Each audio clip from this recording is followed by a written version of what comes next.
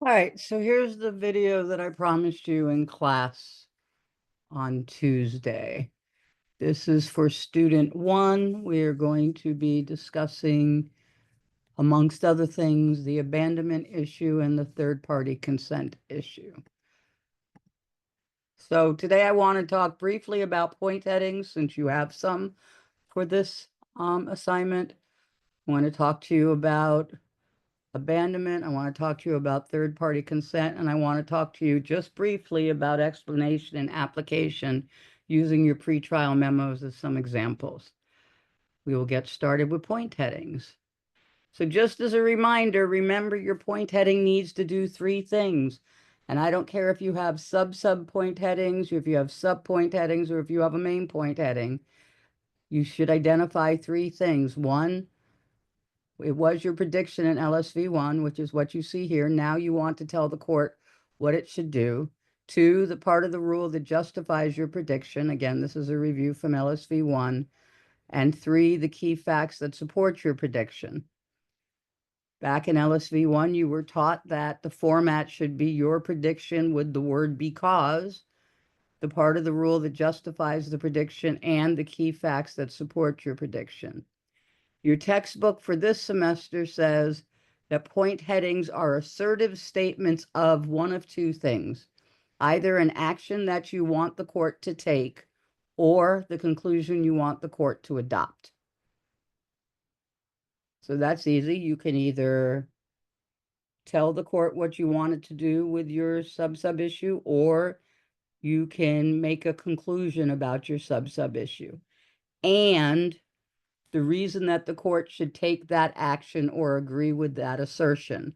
The and number two here is actually the part of the rule that justifies your conclusion and the key facts. So make no mistake about it. You are doing two sub-headings.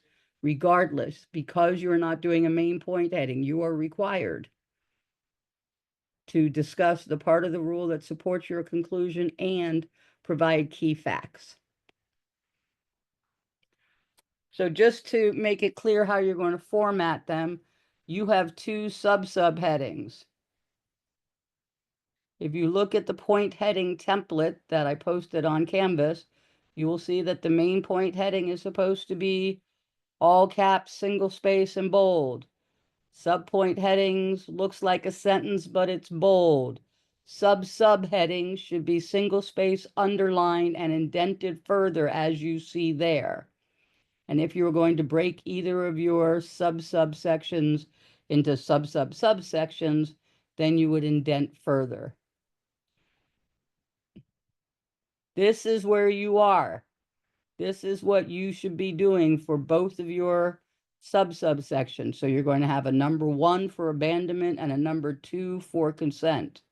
Make sure that when you're formatting and turning in your draft argument that you format it properly. On to your argument. We're going to begin with issue A1, which is abandonment. So most of you turned in what should go in the rule for whether or not the bag was abandoned. Just as a reminder, you need to have in there that the Fourth Amendment only applies to areas where there is a reasonable expectation of privacy. And you need to make sure that you share with the reader that there appears to be different tests for determining whether something is abandoned. It probably would be a good idea to give those tests. And you need the policy behind the rule for abandonment, and you need the burdens of proof. I want to talk to you for a second about pure legal arguments. A pure legal argument is an argument nested. It's a bunch of little rule-based arguments. It highlights some of the key rules and show how those rules can be applied to purely legal questions. Facts are not relevant to this issue. So most of your argument for a pure legal argument is in explaining what the law actually is, because you are arguing how the law should be understood. So to put that in terms of your argument, when you are trying to tell the court whether or not to adopt the objective test or the subjective test for determining abandonment, that is a pure legal argument. What happened in your case doesn't matter. It is 100% law. So make sure that you remember that the key points, all of your action for the pure legal argument happens in your explanation. Do not do all of that in your rule statement.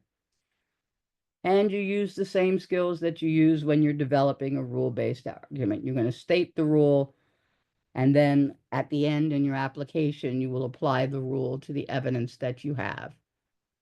All that said, you actually have a combined rule-based and analogic argument, because once you've decided what test you want to use, then you have to turn around and apply that test to the facts in your case to determine whether or not there had been an abandonment. So if you look at section 3.4 of your textbook, it goes into how to do a rule-based analysis and an analogic analysis together. But how do you organize the abandonment issue? Well, your C is going to be your conclusion on whether the bag was abandoned. Your R is going to be the scope of the Fourth Amendment and reasonable expectation of privacy. You're going to introduce the two approaches. You're going to talk about the policy of why there is not a reasonable expectation of privacy in something that has been abandoned. You're going to talk about the burden. Then in your E, you're going to have an E paragraph. It could be one paragraph that does both of them. It may be one for each, where you're going to explain the objective test and explain the subjective test and how courts have applied the different approaches. Once you have explained the two different tests, now you're going to explain the different considerations for abandonment, like whether or not something was dropped on public property, like whether or not somebody has tried to protect the privacy of the property they're talking about, like whether or not has somebody said, hey, that's mine. But those are not the only considerations. I'm just giving you examples, but you're going to have hooks that talk about how and what is done to abandon. Then you get to your application section. After your transition, you are going to tell the court which is the best test and why. You're not going to say, this court should find this because it's the best test, right? If you look at the district court order, it said, we adopt the 11th Circuit test because it fits most of the jurisprudence of the 12th Circuit. Your argument should be that this test best meets the policy considerations behind allowing abandoned property to be an exception from the Fourth Amendment requirements.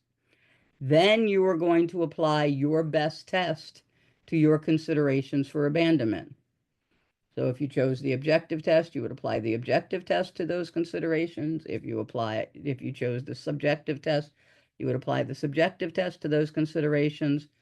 Your counter argument here is actually applying the other test and trying to prove that it works either way. You win either way. Doesn't matter what test the court adopts. And then your conclusion on whether or not the bag was actually abandoned. I hope that helps some.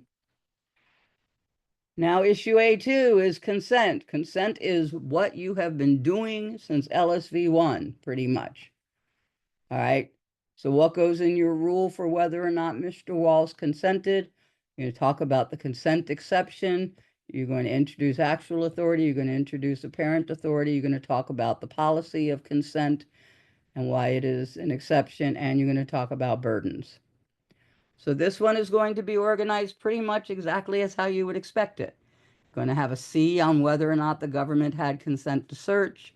Your rule is going to be the scope of the Fourth Amendment consent exception, talking about actual authority, talking about apparent authority, talking about the burdens.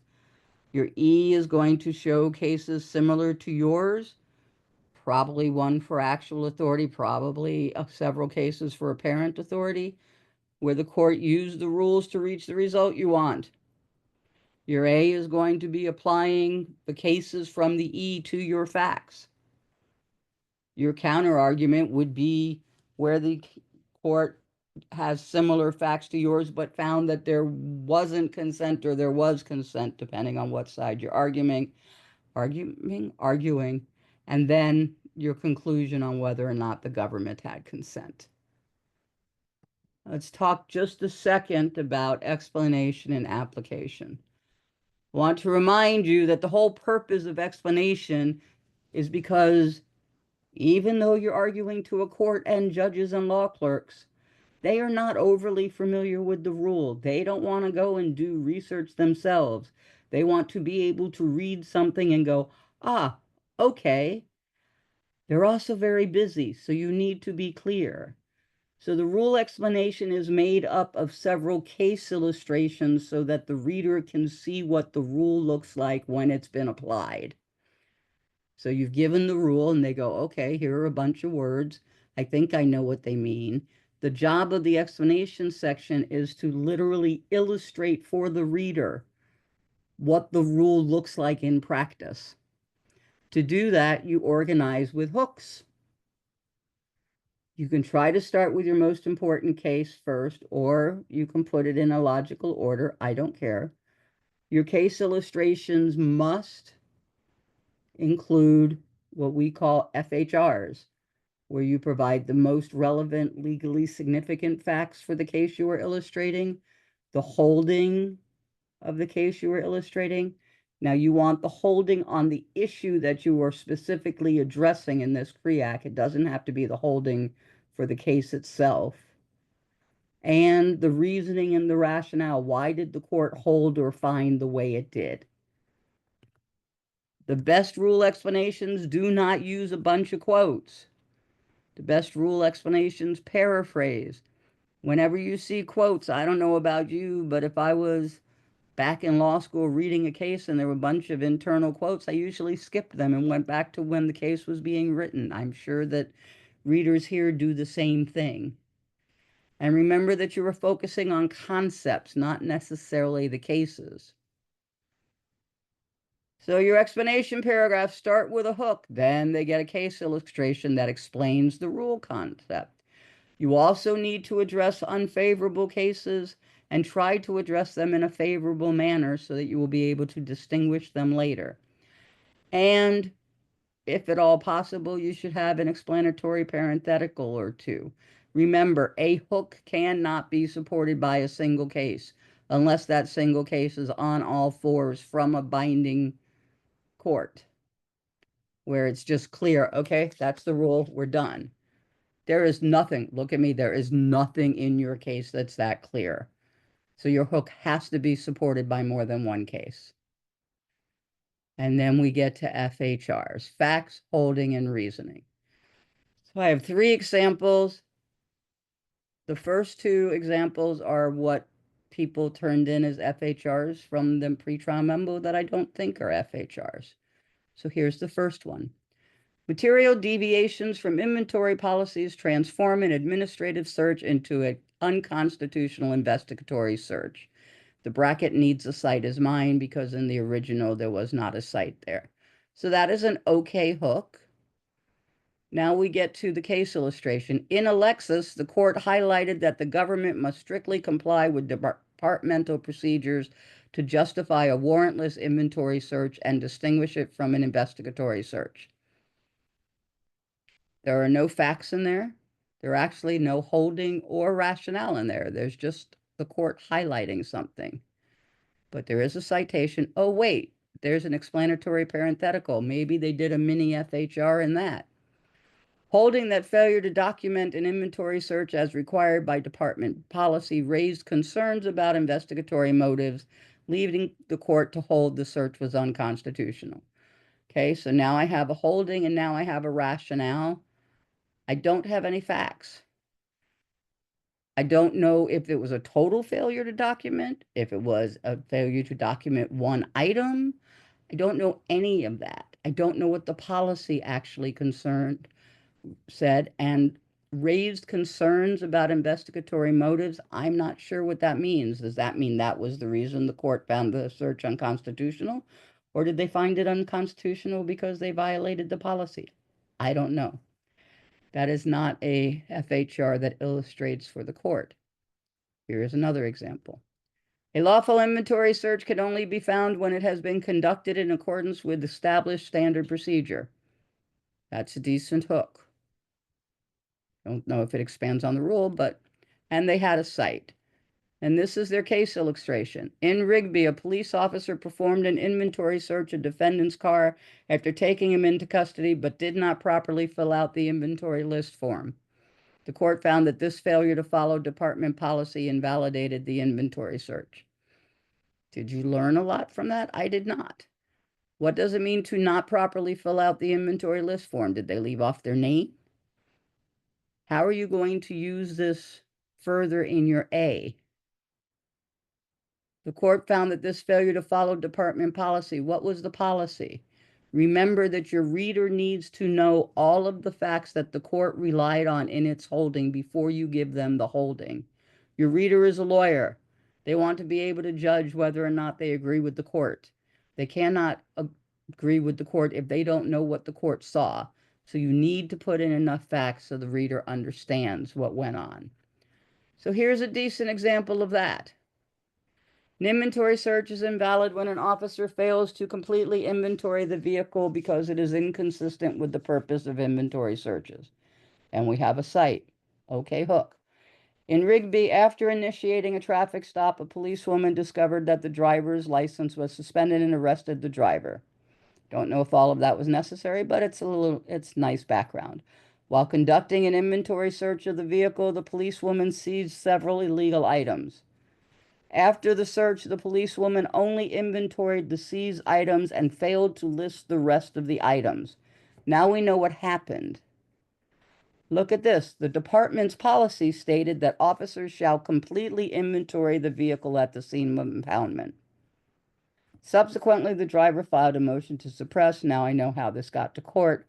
The court held that the inventory search was invalid because the policewoman's failure to complete the inventory contradicted the purpose of the search. Oh, look, policy is even included in the rationale, which was to create an inventory. That is a decent case illustration and what you should strive for. When you are doing your conclusion, your rule, and your explanation, please go back and review the CREAC revision checklist. It will help you consider whether or not you have what you need. We are moving on to application. So remember, the key to the application is to refer to the rules and the explanation. You need to make the comparisons for the reader. You need to show the reader how what you just talked about for 3 to 5 pages matters to your case. It is your job to put that together, not your reader's job to be able to say, oh, well, that looks like this. No, it's your job to say that looks like this. In your application, make sure that you don't waffle. Words like suggest are not helpful. Your application has to be explicit and specific, meaning you couldn't have just told me that Officer Lantana departed from the inventory requirements. I needed to know exactly what she did and what specific requirement she departed from. Something that most of you probably see an X on your score sheet for was this first part of the application score sheet. Begins with a persuasive sentence or sentences that helps the reader transition to the application and summarizes the way in which the law discussed in the R&E applies to this case and requires the result that you seek. Many of you just seem to think that if you give me the point of analysis or the hook for the first application paragraph that you're good. You are not. You are supposed to summarize your entire E section and give me a mini conclusion first. So what should that have looked like here? Well, something like this. In the present case, the inventory search was conducted unlawfully because the officer's failure to conduct an inventory search according to department policy and was used as a pretext for an investigatory search. And that sentence should be followed by a citation because you need the law that supports your mini conclusion. Then when you get to your application, you make sure that you start each application concept with a point of analysis. It's just a fancy word for the hook of the application section. You should remind the reader about the concept you're talking about. You should remind the reader of the explanation cases And then you should apply the rule and analogize or distinguish the cases from your E and your case. So the correct way to analogize or distinguish is this. If you want to analogize, like in Rigby, where? Now give me whatever significant fact you're going to talk about. Here, now give me the significant fact from your case. That is an analogy. Then you provide a citation to Rigby and you provide a citation to your facts.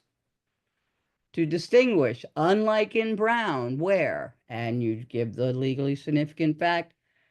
And then here, which is your case, you give the legally significant distinguishable fact.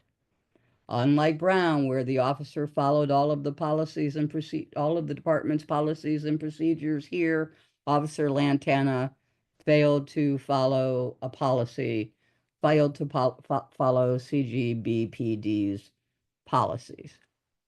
Period. You cite to Brown, you give the facts, and then you provide the specific facts. Specifically, Officer Lantana failed to check all compartments. The CGBPD inventory requirements state that every compartment needs to be open, even if locked, if opening would not damage that compartment. Here, Officer Lantana did not open the trunk or the spare tire compartment, period. As in Rigby, where they found violating department procedure was grounds to suppress evidence, here there's grounds to suppress the evidence. Make sure that you're comparing A and B to A and B, meaning you're comparing like things. Not every sentence has to look like this, but it's an easy way to get yourself started until you get in the habit of doing it. But what you need to make sure is that you don't fact dump. Here is a fact dump. As you notice, without me even reading it, there is not a cite to one single case. This is just somebody going, blah, these are my facts. In Mr. Balin's case, this court should grant the motion to suppress evidence because the officer did not follow CGBPD's established protocols governing inventory searches. CGBPD's impound inventory requirements state that the officer should, and they go through the different things. That's great. But what is it like? The officer failed to follow these protocols because she did not search the spare tire compartment in Mr. Balin's vehicle. Gives me a cite. Great. What is that like? What case is that like? The officer also failed to list the unwrapped sandwich, etc. There is no relation to law here. This is just spewing your facts. That is not application. That is not applying the law. That is not doing analogic reasoning. So make sure that you make those comparisons and do it for the reader. There's a CREAC revision checklist that does the application and the conclusion. I suggest that you look at that as well. Final reminder for things that I saw in your memo that you should not repeat here.